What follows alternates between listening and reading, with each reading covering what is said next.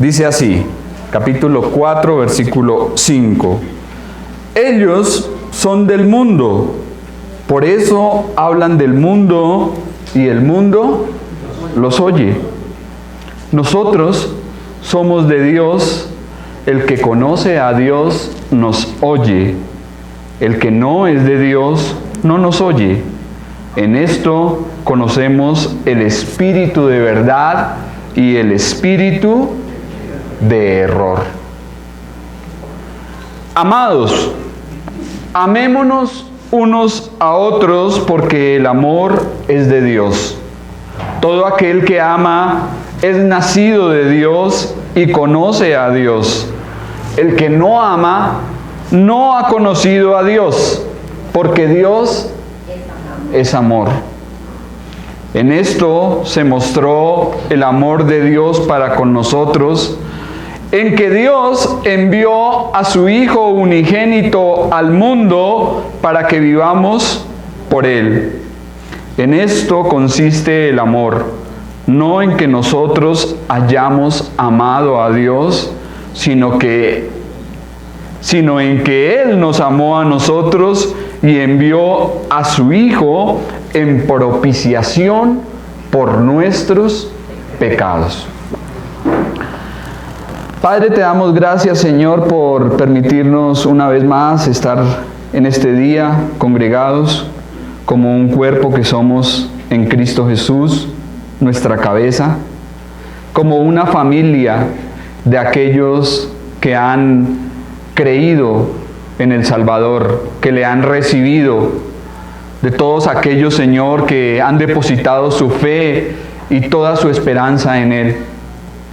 Señor, gracias porque en otro tiempo, Señor, estábamos perdidos en el mundo, sin esperanza y sin Dios. Éramos hijos de ira, con el único destino de ir hacia la perdición y hacia la muerte eterna. Pero, Señor, tú nos alcanzaste, tú nos llamaste, tú nos amaste, Señor, de una manera muy grande y muy especial.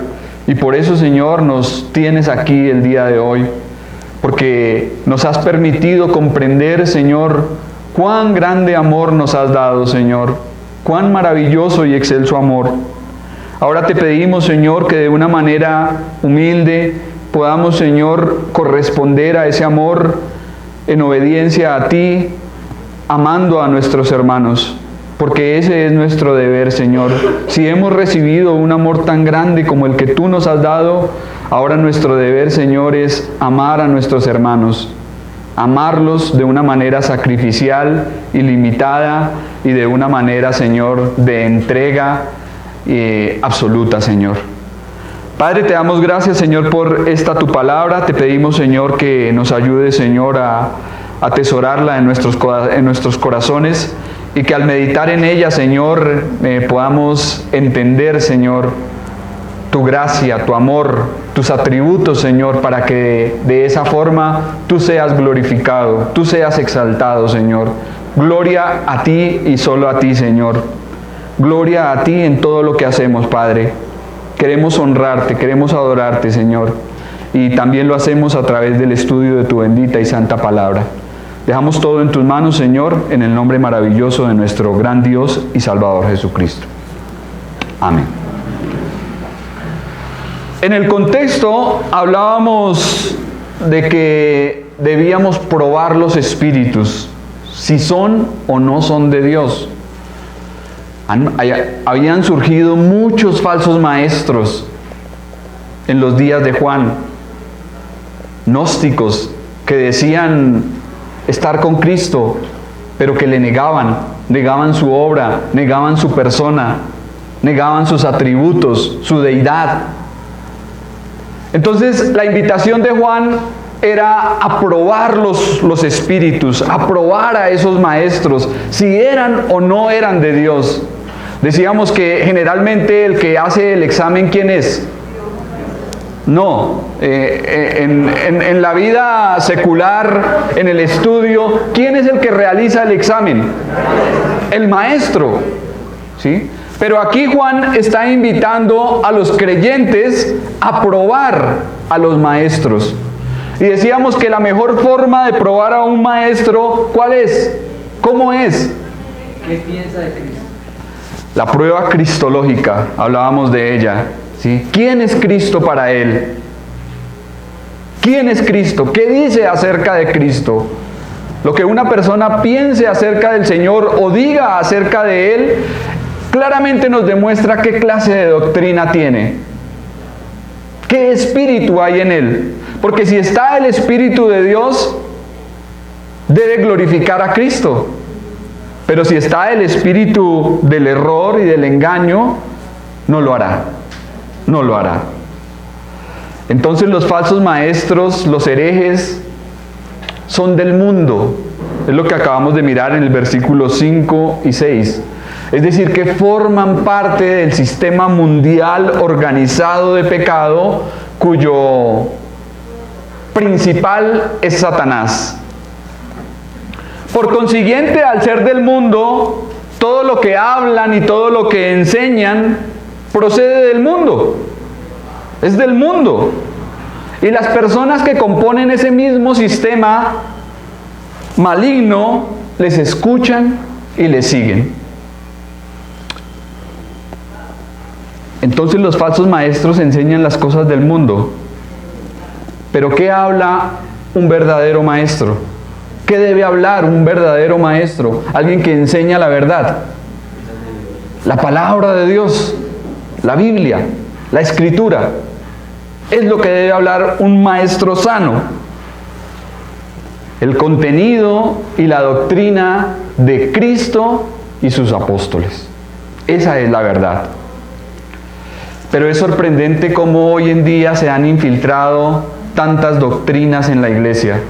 Usted mira y el día de hoy en muchos lugares se está enseñando humanismo. ¿Qué otras cosas? Psicología, nueva era, positivismo y cantidad de cosas más que no son de Dios, sino del mundo.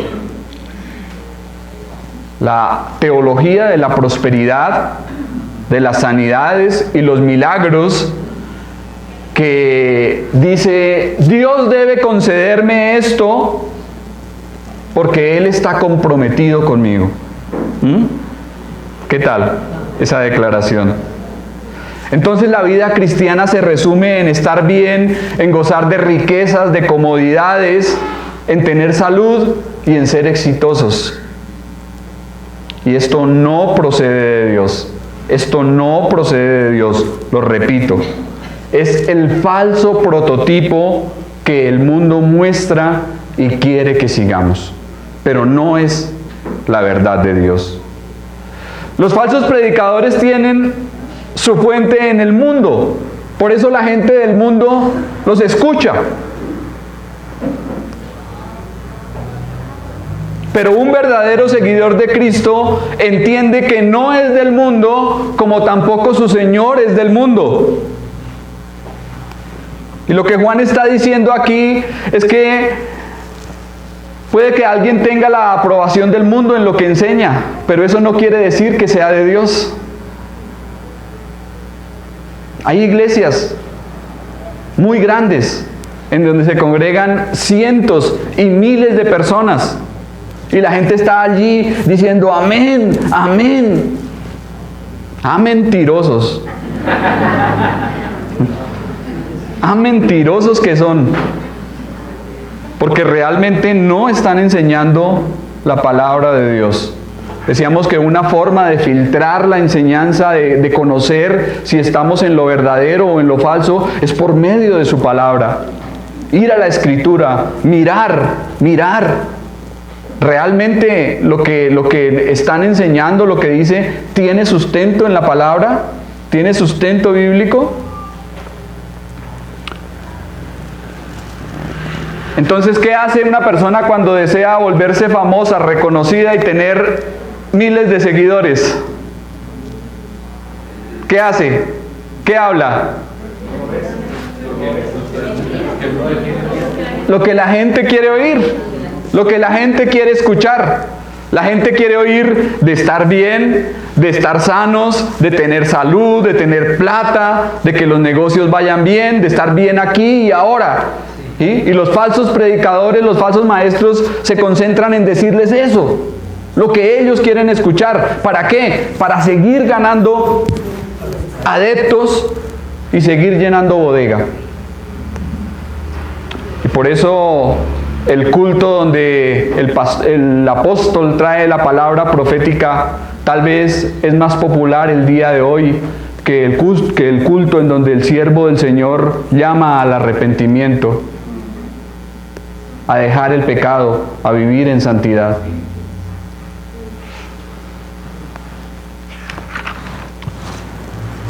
La gente no quiere que se denuncie su pecado, ni tampoco escuchar las exigencias de que cambie su conducta o su manera de vivir. Eso no quieren escuchar. Así que un falso maestro será bienvenido con los brazos abiertos por los que no son cristianos. Decíamos también el domingo anterior, ¿por qué hay tanta gente hoy en día engañada? Porque no han escuchado la voz del pastor. El Señor dice, mis ovejas oyen mi voz y yo las conozco y ellas me siguen y yo les doy vida eterna. Pero hay mucha gente hoy siguiendo a falsos pastores y a falsos maestros, engañada, sumergida en la mentira, porque no han escuchado a Cristo y a su Espíritu. Hay una diferencia aquí, nosotros y ellos. Por medio de ese pronombre, Juan hace una distinción. Nosotros, ellos, ¿sí? Nosotros estamos en la verdad, ellos están en el error. Los mundanos no son de Dios, pues Él no los ha engendrado. ¿A quiénes ha engendrado Dios? ¿Quiénes participan de la naturaleza divina? A aquel que ha depositado su fe en Jesucristo, aquel que es nacido de Dios y el que se encuentra en su palabra.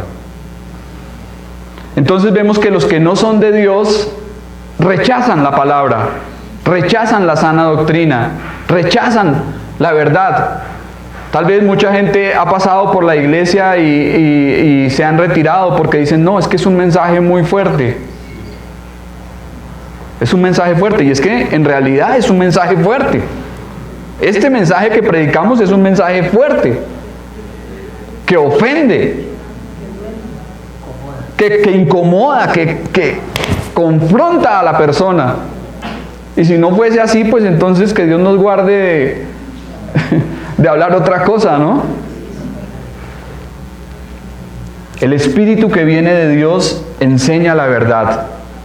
Y el espíritu que viene del diablo enseña el error. Entonces, dos maneras como podemos distinguir entre los falsos maestros y los verdaderos.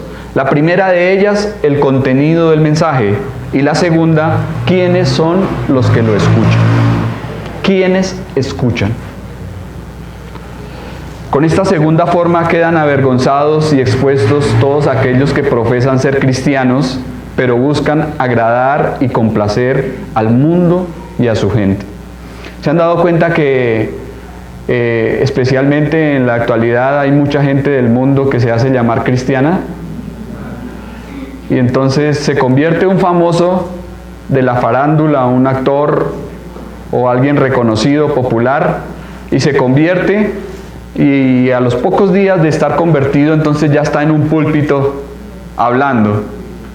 Y si era un cuentachistes, entonces ahora cambia su repertorio, pero sigue contando chistes. Es un humorista, ¿sí? Supuestamente cristiano, entre comillas. O como por ahí dijo un tipo que es bien blasfemo. Sale por ahí muy a menudo, muchas multitudes lo escuchan, y dijo, yo antes era gay y ahora soy una gran sierva del Señor. Haciendo burla, haciendo mofa de estas cosas. Y son mundanos, son mundanos, son mundanos. Allí, parados en un púlpito, supuestamente hablando de un Dios que no conocen. Que no conocen. Usted escucha a esos falsos predicadores, hábleme acerca de la blasfemia contra el Espíritu Santo. ¿Qué? ¿Eso con qué se come? O sea, no tienen ni idea de eso. No saben nada de eso. No saben nada. No saben nada de teología, no saben nada de Dios, porque no tienen a Dios. Entonces hablan del mundo, ¿y quiénes los escuchan? La gente del mundo. Y la gente del mundo los aplaude, los reconoce. Y entonces viene el cantante cristiano que canta un día para Dios y después canta para el mundo y recibe su premio del mundo. Su Grammy latino, ¿sí? Y allí está congraciándose con el mundo. Pero la palabra es clara, mis hermanos. No podemos servir a dos señores, ¿sí? El que ama a Dios no puede amar al mundo. Y el que desea complacer a Dios no puede complacer al mundo. O se es de Dios o se es del mundo. Pero no las dos cosas. Lo hemos visto en el estudio de esta carta. Entonces, ¿cómo puede alguien del mundo que está acostumbrado a que le sirvan entender que Él es el que debe servir a los demás? ¿Cómo puede el egocentrista entender que la gloria y la exaltación son de Dios? ¿Cómo puede el avaro y materialista despojarse de para lo que él es su vida y su alegría a cambio de compartir con el necesitado? ¿Cómo puede el que aborrece y odia entender que la respuesta es el amor? El hombre mundano es incapaz de escuchar la verdad y mucho menos de practicarla. Si no es porque Dios obra un cambio, una transformación en su vida, una conversión, un nuevo nacimiento, el hombre mundano no puede oír, ni entender, ni practicar las cosas de Dios. Versículos 7 y 8. Amados, amémonos unos a otros, porque el amor es de Dios. Todo aquel que ama es nacido de Dios y conoce a Dios. El que no ama no ha conocido a Dios, porque Dios es amor. Juan retoma nuevamente el tema del amor para enfatizar que es un deber consecuente con el carácter de Dios. El amor es propio de Dios. Entonces, si Dios es amor, ¿cómo deben ser los hijos de Dios? Amorosos, como Dios es amor. Los que han nacido de Él y pertenecen a su familia deben comportarse como Él es. La razón moral para amar se arraiga en la persona de Dios, quien tiene como cualidad suprema el amor. De modo que el que ama ha nacido de Dios, le ha conocido, es de Él, tiene una relación salvífica con Él. Todo lo que Dios hace, lo hace en amor. Esa es su esencia. Dios es amor. Hemos dicho que las verdades que da el pastor, las ovejas las escuchan. Mis ovejas oyen mi voz. Pero también que se caracterizan por amarse unas a otras. Las ovejas de Cristo deben caracterizarse por amarse unas a otras. Entonces la naturaleza de Dios y la ley de Dios se expresa en amor.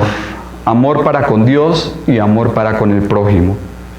De ahí que la justicia de Dios también se manifiesta en su amor. El amor tiene su origen en Dios. Por eso creemos que sin Dios no hay amor. Sin Dios no hay amor, porque es que Dios es la esencia del amor. O sea, no puede haber tal cosa como que un hombre le diga a una mujer, te amo, y no tenga a Dios. Eso es hueco, son palabras vanas, que no tienen peso, no tienen contenido, porque una persona que no tenga a Dios no puede amar. El verdadero amor es el amor de Dios. El amor tiene su origen en Dios, y el que vive en amor, vive en Dios.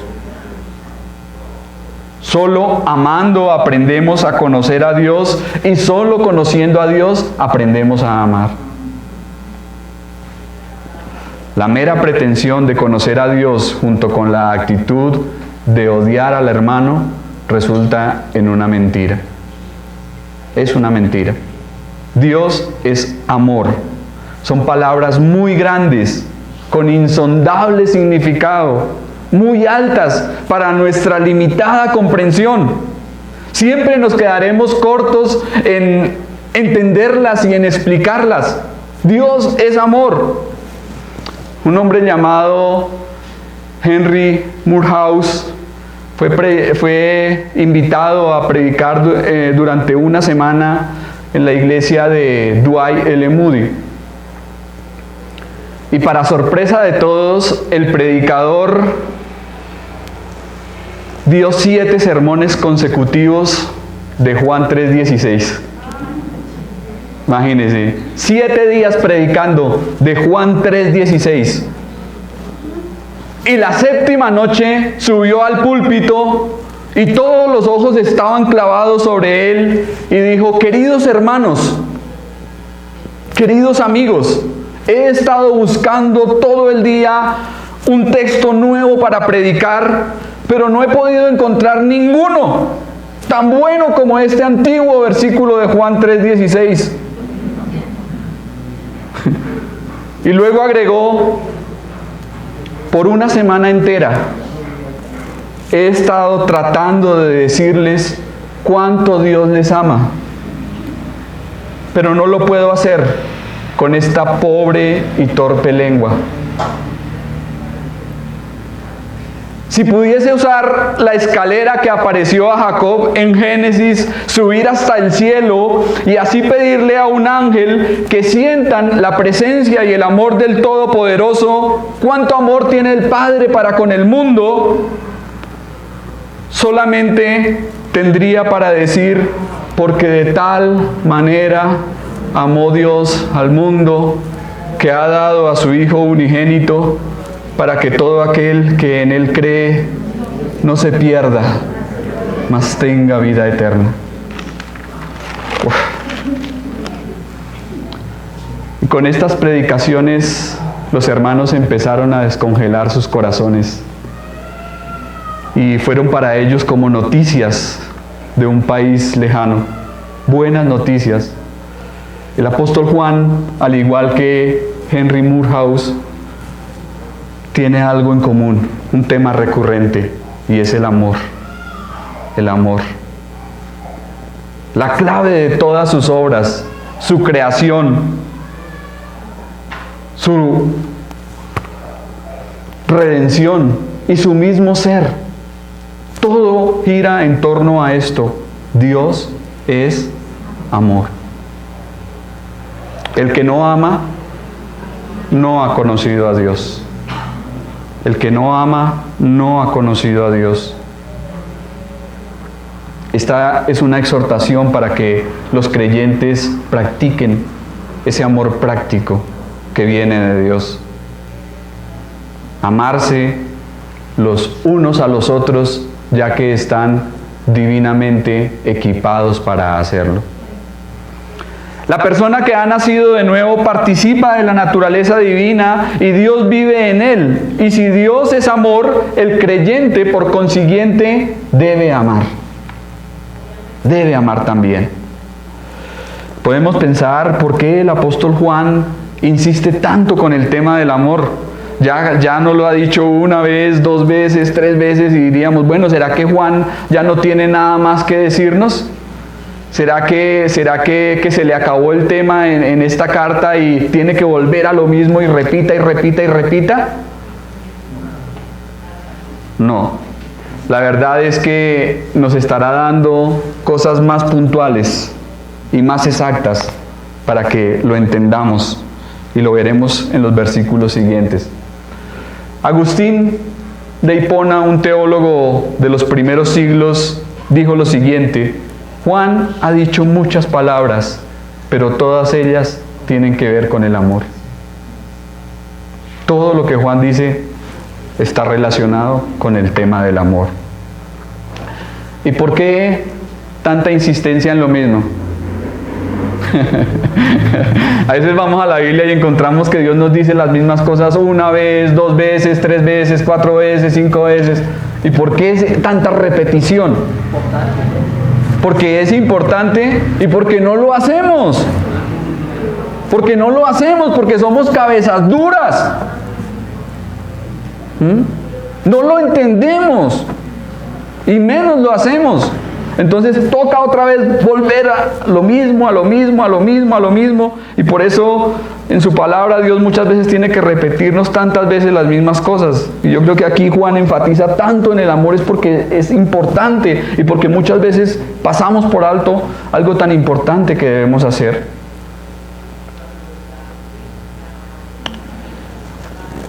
Un campesino colocó una inscripción que se movía con el viento: Dios es amor.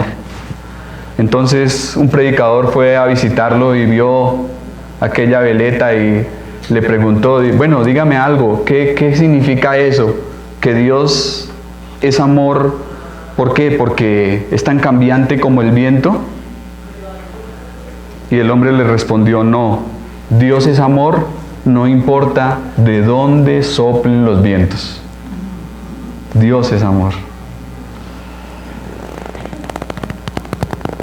Mucha gente dice: bueno, pero si Dios es amor, ¿por qué tanta maldad en el mundo? Yo creo que a usted le han preguntado, ¿no es cierto? ¿Por qué tanta enfermedad? ¿Por qué tanta muerte? ¿Por qué tanta injusticia? ¿Por qué tanto ladrón? ¿Por qué tantas cosas? Si Dios es amor, entonces ¿dónde está Él?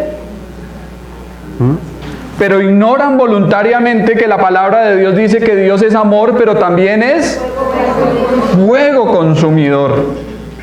¿Sí? El mismo Dios de amor es un Dios justo. Y si nos quedamos solamente viendo que Dios es amor, pero no tenemos en cuenta sus demás atributos, nos hacemos una caricatura de Dios. ¿Ustedes se han visto alguna caricatura? ¿Qué hace generalmente el caricaturista?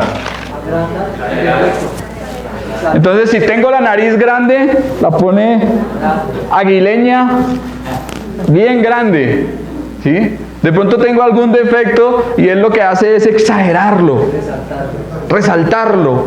Entonces, las personas que solamente se quedan diciendo Dios es amor, se hacen una caricatura de Dios. Ese no es el Dios bíblico, no es el Dios verdadero, porque Dios es amor, pero también es fuego consumidor. Fuego consumidor. Y hemos visto algunos pasajes en el Antiguo Testamento en donde dice que salió fuego de Jehová y los quemó. Fuego de Jehová. Dios es fuego consumidor. Él es justo, Él condena la maldad, ¿sí? Él es el juez supremo de toda la tierra y no lo podemos engañar. Versículo 9. En esto se mostró el amor de Dios para con nosotros, en que Dios envió a su Hijo unigénito al mundo, para que vivamos por Él. El amor filial dice: te amo porque te pareces a mí. El amor filial es el amor de familia. Uno ve a su hijo y dice: ay, es que mire, se parece a mí en todo. ¿Sí? Es tan parecido. Habla, camina, come, se mueve, tiene todos los gestos de uno. Entonces uno dice: lo amo porque se parece mucho a mí. Pero el amor ágape, del cual estamos hablando aquí, que es el amor de Dios, dice: te amo aunque no te parezcas a mí en nada. Porque siendo aún pecadores, Cristo murió por nosotros. Ese es un amor más intenso, más profundo, que va más allá, ¿no? El amor particular que se caracteriza por dar es el que corresponde a Dios. Amor que se manifestó de la forma más excelsa y alcanzó el clímax cuando el Padre envió a su Hijo unigénito al mundo para morir por nosotros en la cruz del Calvario. El término unigénito se refiere a que Cristo es alguien irrepetible, único en su clase, único, no tiene comparación, es sin igual, es incomparable. Cristo es el unigénito Hijo de Dios, el único y sin igual, y vino al mundo, al sistema de maldad, con el único propósito de entregarse en sacrificio para que los que estaban muertos, es decir, nosotros, usted y yo, todos los que estamos aquí en esta mañana, pudiesen recibir vida eterna. Este fue un sacrificio absolutamente imposible de igualar y mucho menos de superar. El Dios eterno vino a morir en nuestro lugar para darnos vida. Un amor inmerecido, ya que personas como nosotros, impenitentes, pecadores, desleales, infieles, malagradecidos y todo lo que usted se pueda imaginar, fuimos los receptores de tan maravilloso amor.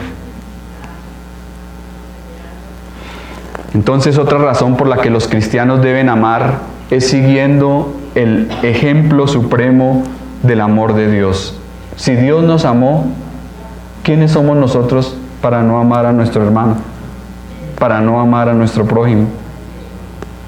Y notemos algo interesante que también nos muestra el pasaje, y es que dice que Dios envió a Jesús.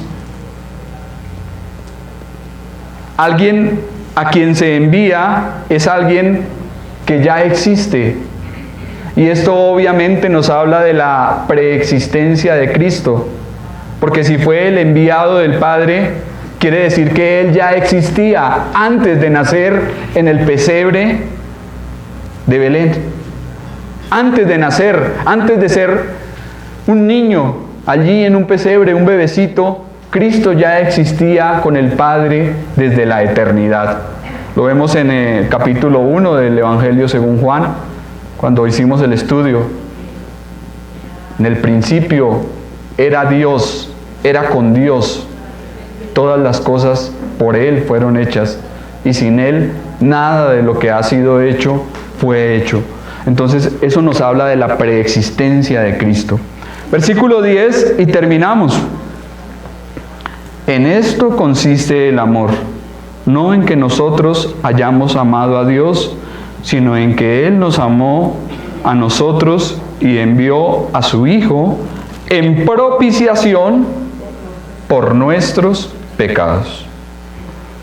Lo que Juan está escribiendo es para demostrar el amor de Dios, ese amor por el mundo, ese amor de sacrificio voluntario.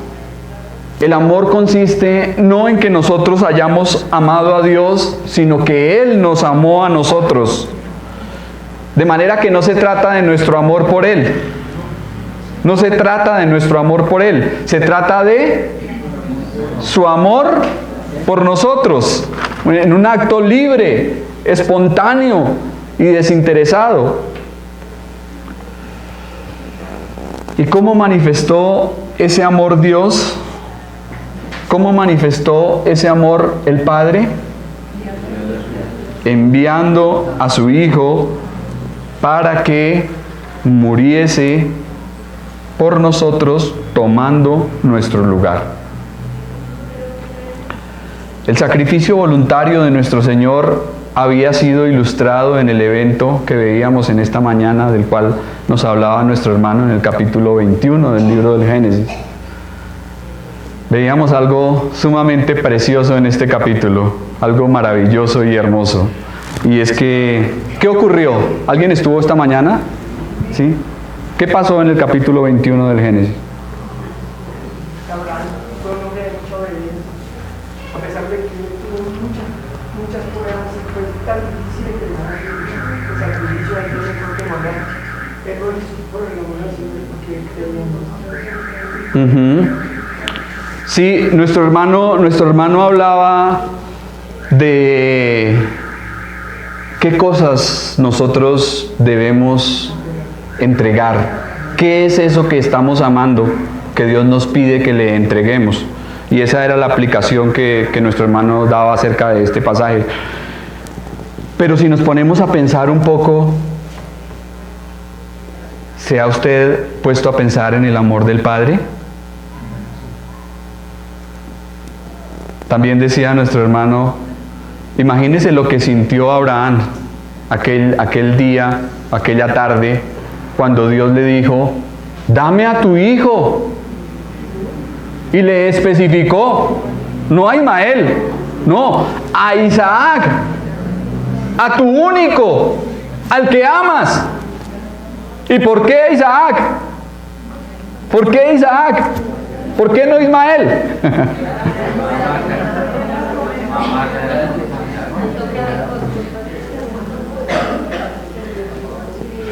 Porque allí encontramos un cuadro hermoso del Padre dando a su Hijo.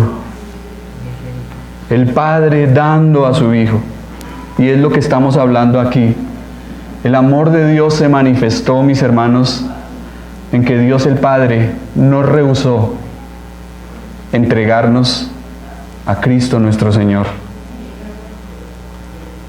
Si a usted como padre le dicen, entrégueme a su hijo o entrégueme a su hija, tal vez lo colocan en un dilema muy grande, ¿no? Y solamente los que han tenido un hijo o una hija saben lo que uno puede llegar a sentir por ellos. Si a usted le piden un hijo, tal vez usted no lo da, pero Dios sí lo dio. Él no rehusó entregar a su único, al amado, sin igual, a Cristo nuestro Señor. ¿Y por qué lo hizo? Por amor. Por amor, porque Dios es amor. Lo hizo porque Dios es amor. Entonces la gente que se pregunta, ¿dónde está Dios? ¿Dónde está Dios en un mundo tan perverso, tan corrompido, tan sucio como el que vemos? Les podemos decir a ellos, mire la cruz del Calvario. Ahí está la prueba más grande de que Dios nos amó y nos ama. Esa es la prueba mayor.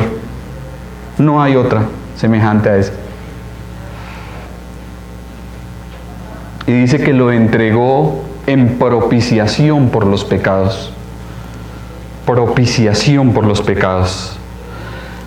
Veíamos también en el capítulo 21 del Génesis que Abraham llevaba el fuego. El padre llevaba el fuego, pero el hijo llevaba la leña.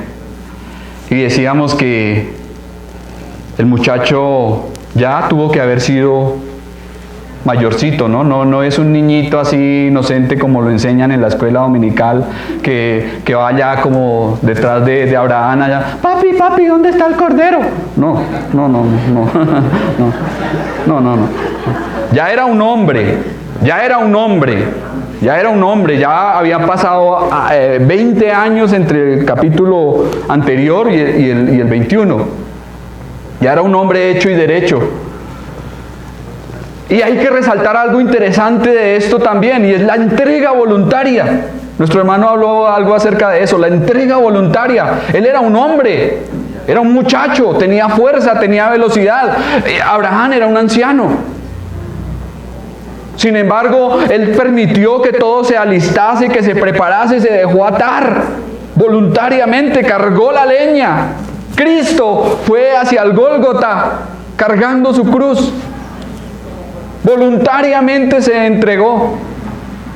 No rehusó el dar su vida para rescatarlos.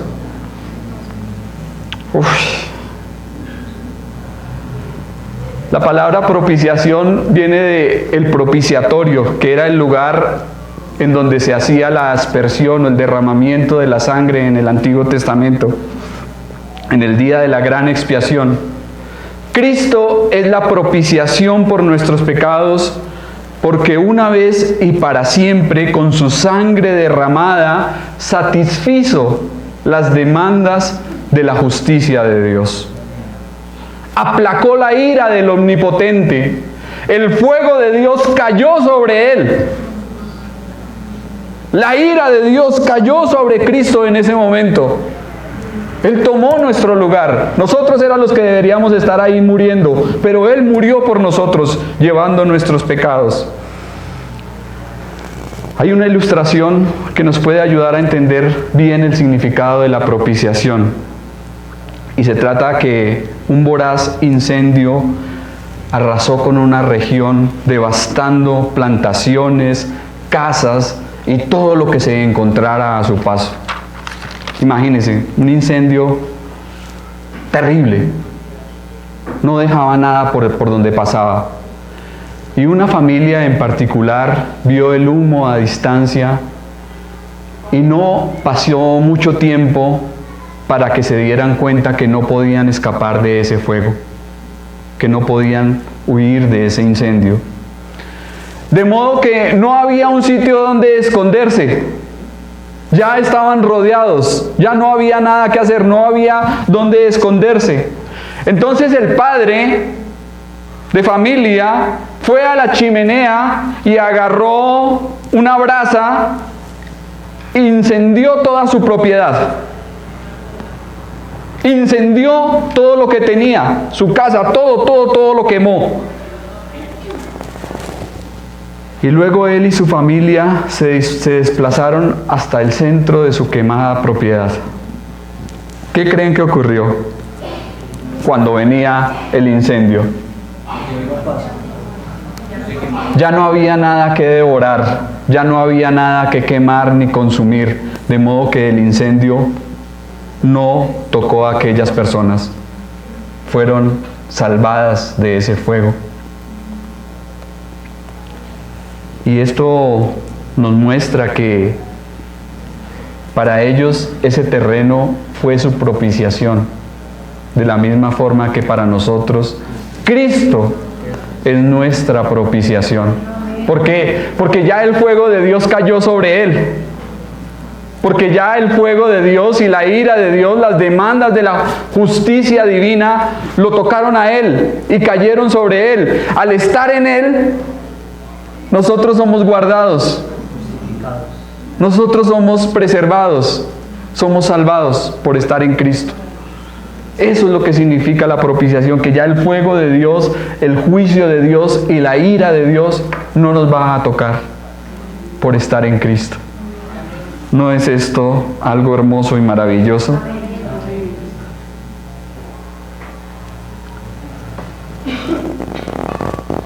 Entonces, a todos aquellos que vuelvan y nos pregunten, ¿dónde está el amor de Dios?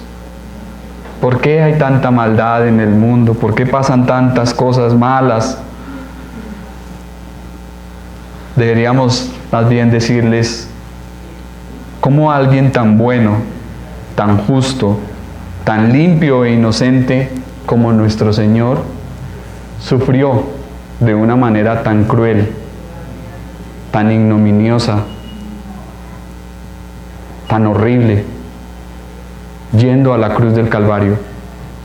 Ahí está la prueba de que Dios es amor. Esa es la prueba más grande. Esa es la respuesta con la cual podemos dimensionar todo lo que significa realmente el amor de Dios. ¿Usted lo ha entendido? ¿Usted lo ha entendido y lo ha aceptado? Si es así, mis hermanos, qué bendición tan grande, porque La ira de Dios no nos va a tocar en el futuro. Dice la palabra, ahora pues ninguna condenación hay para los que están en Cristo Jesús. Porque ya el juicio y el castigo cayó sobre nuestro Señor. Ya lo tocó a Él. Y por eso Él nos libra y nos librará para siempre. Amén.